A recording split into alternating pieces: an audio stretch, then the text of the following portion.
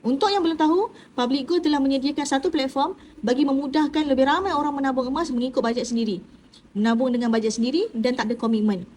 Platform itu adalah Akaun Emas Gap Gold Accumulation Program.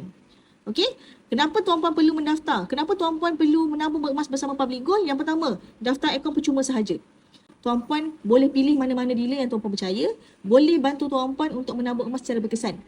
Tuan-puan janganlah pilih orang-orang terdekat tuan-puan, contohnya jiran. Tuan-puan tahu dia dealer tapi tuan-puan tak tahu dia adalah dealer aktif ataupun tidak. Rugi bagi tuan-puan yang pilih dealer yang berdekatan ataupun jiran tuan-puan yang tidak aktif. Sebab dealer yang tidak aktif takkan dapat bantu tuan-puan untuk selesaikan cabaran-cabaran ataupun masalah yang tuan-puan hadapi bersama Public Gold.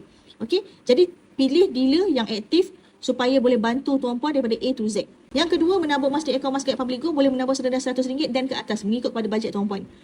Kalau gaji RM2,000, simpanlah RM200. Gaji RM4,000, simpanlah RM400. Sebab apa saya bagi contoh macam tu? Sebab pakar kewangan menyarankan untuk kita menabung sekurang-kurangnya seminimum 10% daripada pendapatan. Gaji RM2,000 tadi, simpan RM200. Gaji RM4,000, simpan RM400. Gaji RM10,000, simpan RM1,000. Yang ketiga, menabung emas di akaun Emas Gap Public Gold ada emas fizikal. Maksudnya, tuan-puan bukan sekadar beli sahaja emas tetapi tuan-puan boleh dapat emas di tangan, pegang sendiri, jaga sendiri.